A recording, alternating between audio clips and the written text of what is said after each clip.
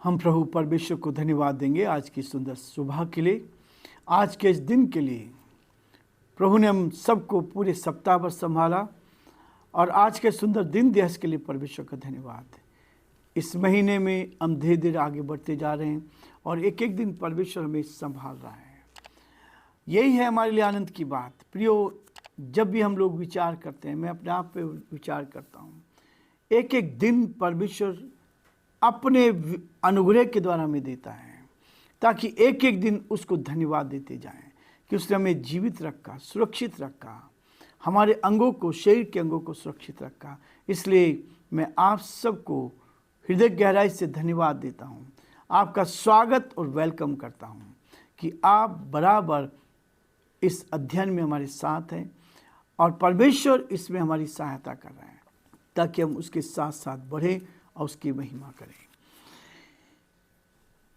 आज का जो वचन है रोमियो उसका 12वां अध्याय उसके 7 पद से लेकर आपके 8 पद तक आपके सामने पढ़ने का लिखा है।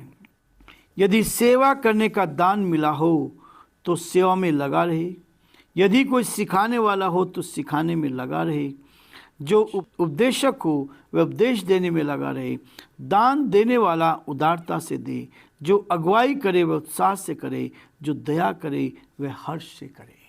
परमेश्वर अपने इस वचन के पढ़े और सुने जाने पर आशीष दे। आमीन। दुआ करेंगे। धन्यवाद, स्तुति के योग्य हमारे सामर्थ्य परमेश्वर, आज के सुंदर दिन के लिए आपको धन्यवाद। आपकी तारीफ करते हैं, आपकी प्रशंसा करते हैं। पूरे सप्ताह भर प्रभु जी आपने हमें संभाला, एक एक दिन आप हमारे साथ साथ बने रहे। आपके अनुग्रह के लिए धन्यवाद, आपके प्रेम के लिए धन्यवाद, आपकी सुरक्षा के लिए धन्यवाद। ये जीवन आपने दिया, इसके लिए आपको धन्यवाद देते हैं। हम यही चाहते हैं प्रभु, हर कदम पर हम आपको महिमा दे सकें, हर कदम पर आपकी महिमा कान बन सके। प्रभु, हम बड़े आदर के साथ हमारे सारे भाई बहनों को आपके हाथों में सौंपते हैं, जो हमारे साथ प्रभु जी इस चैनल में जुड़े हुए हैं, इस मिनिस्ट्री में जुड़े हुए हैं और इस डिवोशन को प्रभु जी सुन रहे हैं और दूसरों को शेयर कर रहे हैं। अब प्रभु आपसे प्रार्थना करते हैं, उत्तम से उत्तम आशीष उनको दें, इसका प्रतिफल प्रभु आपकी ओर से मिले। आप किसी के कर्जदार नहीं रहते।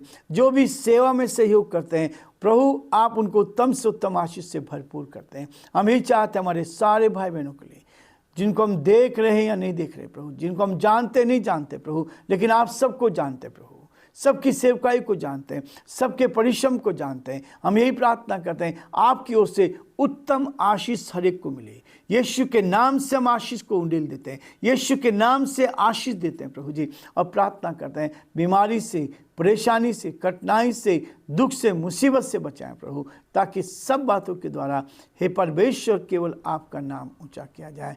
हमारे प्रदेश राजस्थान के लिए प्रार्थना करते हैं।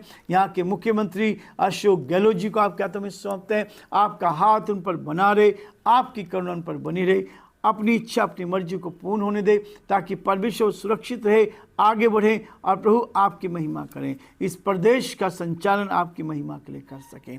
हमारे देश के प्रधानमंत्री के लिए प्रार्थना करते हैं प्रभु, आप उनको भी संभालें, उनकी मदद कर प्रभु। देश के राष्ट्रपति के लिए हम आपको धन्यवाद देते हैं, आपकी स्तुति करते हैं। आप उनको भी संभालें, जो जिम्मेवारी आपने इनको दी है वो उन जिम्मेवारी को उठाने में आप मदद करें। इस देश का संचालन करने में आप मदद करें, ताकि सही रीति से इस देश का संचालन करें और प्रभु पूरा देश आनंदित रहे। पूरा देश प्रभु जी आपकी ओर देखते आपको धन्यवाद दे सके। हम सारी महिमा आपको देते हुए, अपने जीवनों को आपके हाथ में सौंपते हुए, इस विनती को अपने प्रभु, अपने धारकर्ता यीशु मसीह के नाम से मांगते हैं। आमीन।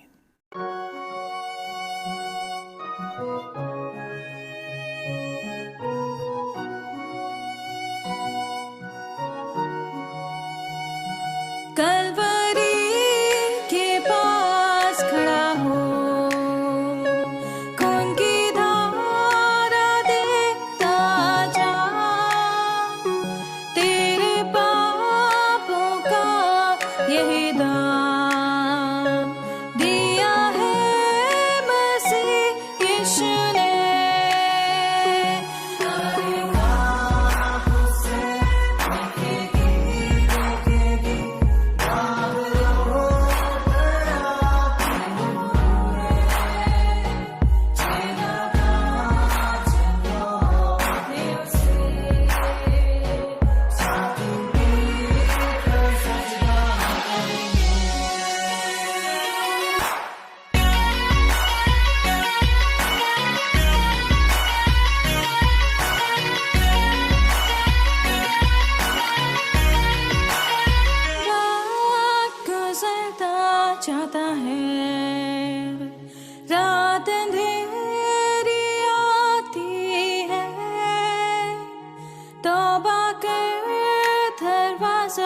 होगा बंद। कुछ ना होगा फिर पछताने से, तौबा कर दरवाजा होगा बंद। कुछ ना होगा फिर पछताने से।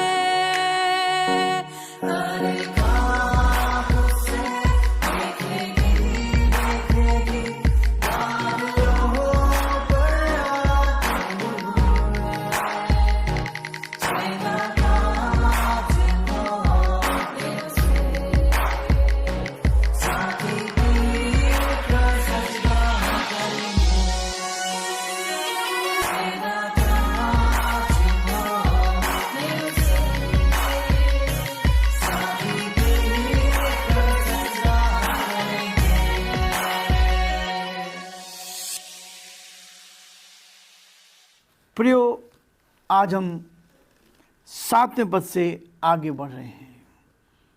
यह अध्याय भी धीरे धीरे समाप्त हो जाएगा और इस अध्याय के बाद जब हम 13वें अध्याय में आएंगे, 14 अध्याय में आएंगे, अलग अलग आप देखेंगे कि परमेश्वर अपने तरीके से बात करता है। हम कल देख रहे थे जिसको भविष्यवाणी का वरदान हो वो भविष्यवाणी करें, लेकिन आज वो यहाँ इसमें जोड़ता है यदि सेवा करने का दान मिला हो तो सेवा में लगा रहे। प्रियो, ये सेवा है क्या? सेवा क्या है? मैं अक्सर यही कहता हूँ, हमेशा इस बात को कहता हूँ कि परमेश्वर का वचन कहता है कि जिसने अपने भाई को देखा और उससे प्यार नहीं करता तो मुझसे कभी प्यार नहीं कर सकता। भाई कौन? जो आत्मिक दृष्टि से जिसने उद्धार का अनुभव प्राप्त किया है।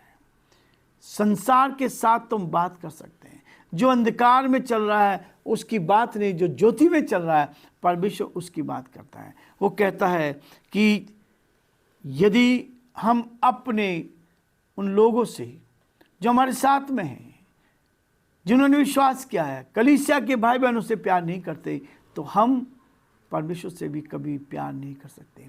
क्योंकि वो कहता है कि परमेश्वर को किसी ने कभी नहीं देखा है, यदि देखा है तो मनुष्य की सेवा जब आप करते हैं, इसी सेवा के द्वारा आप ईश्वर की सेवा करते हैं, मनुष्य की देखभाल करते हैं। और ये वर्ष हमने इस बात के लिए कहा, इस वर्ष को हमने उन्नति का वर्ष तो दिया है, लेकिन इस बात के लिए कहा है अपने हित की नहीं लेकिन दूसरों के हित की चिंता करनी है।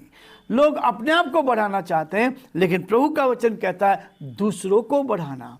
इसलिए सेवा करने का दान है। ये सेवा बहुत बड़ी सेवा है। जब आप मानव की सेवा करते हैं, मनुष्यों की सेवा करते हैं और बिना स्वार्थ के करते हैं, तब ये सेवकाई में आपको बहुत बड़ी आशीष मिलती है। परमेश्वर कभी किसी का कर्जदार नहीं रहता। प्रियो, वो कहता है कि यदि सेवा करने का दान मिला हो तो सेवा में लगा रहे। सेवा में लगा रहे। सेवा अलग अलग प्रकार की होती है। परमेश्वर की सेवा, मनुष्य की सेवा और एक दूसरे को प्रोत्साहन करने की सेवा। और यहाँ पर कई तरह की बातें बताया गया है। वो कहता है कि जो व्यक्ति दीन होता है, दीन बनकर एक दूसरे की सेवा करता है, दीन बनकर निस्वार्थ भाव से सेवा करता है, जिसमें ना लालच हो ना अपनी बढ़ोतरी हो कि केवल मैं ही बढ़ूं, हम दूसरों को बढ़ाने वाले बने। प्रभु कहता है अपने हित की नहीं परंतु दूसरों के हित की चिंता करें। अपने बारे में नहीं लेकिन दूसरों के बारे में हम चिंता करें। तब आप देखेंगे कि आप तो सबते ही बढ़ते चले जाएंगे। जब आप दूसरों के साथ ईमानदारी के साथ उनकी मदद करते हैं तो आप जीवन में उन्नति करते चले जाएंगे। आपको किसी भली वस्तु की घटी नहीं होगी। भजन संहिता 34 में लिखा है कि जवान सिंहों को घटी हो सकती है और वो भूखे रह सकते हैं, परंतु यहोवा के खोजियों को किसी भली वस्तु की घटी नहीं होगी। जो ईश्वर के साथ चल रहे हैं, ईश्वर की संगति में बढ़ रहे हैं, अपने लोगों की सेवा कर रहे हैं, उनको किसी भली वस्तु की संसार में घटी ना होगी। और उसके बाद जब वो इस संसार को छोड़कर जाएंगे, वहाँ पर भी किसी बात की घटी ना होगी। यही वो कहता है जिसको जो वरदान मिला है, सेवा करने का दान मिला हो तो सेवा में लगा रहे। हम लोग कई बार जिम्मेवारी लेते हैं लेकिन उठाते नहीं। वो कहता है कि जो जिम्मेवारी हमें मिली है, हम परमेश्वर की सेवा के लिए, ये हमारा सौभाग्य है कि हमें आज ये सेवा मिली है। और ये सेवा सबसे बड़ी सेवा है। संसार में हम जो सेवा करते हैं, ईश्वर की सेवा करते हैं, वो सबसे बड़ी सेवकाई है। जब आप मनुष्य की सेवा करते हैं, वो बहुत बड़ी सेवकाई है।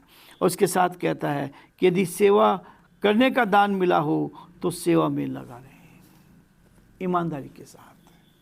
परमेश्वर उसका प्रतिफल देता है। आपने जब शुरुआत की तो आप प्रभु के साथ आगे बढ़ते जाएं।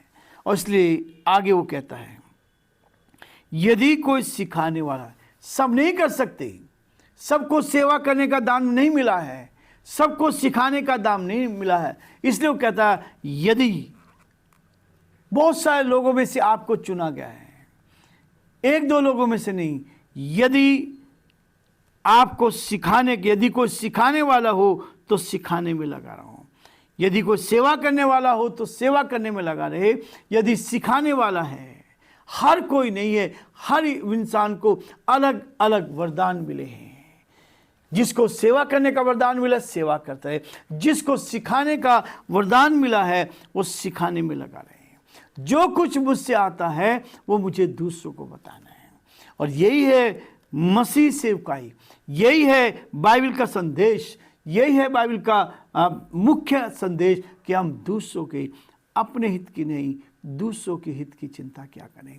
और इसलिए वो कहता है कि जो सिखाने वाला हो वो सिखाने में लगा रहे, जो उपदेशक हो, जो दूसरों को बताने वाला है, उपदेश देने वाला। परमेश्वर आपसे बातचीत करता है, परमेश्वर आपको संदेश दे रहा है, आप उस संदेश को दूसरों तक पहुंचाएं। यही तो है, जो उपदेशक हो वो उपदेश देने में लगा रहे, और जो सिखाने वाला है वो सिखाने में लगा रहे।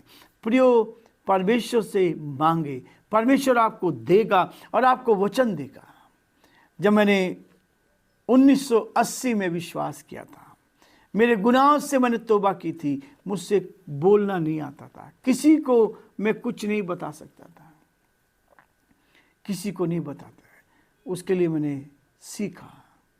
उस ज़माने में साइकिल हुआ करती थी, जब मैं साइकिल से जाता था तो परमेश्वर के वचन को जो मैंने सीखा था, उस वचन को ही मैं जोर से चलते हुए साइकिल चला रहा हूं और उसको बोलता जा रहा हूं।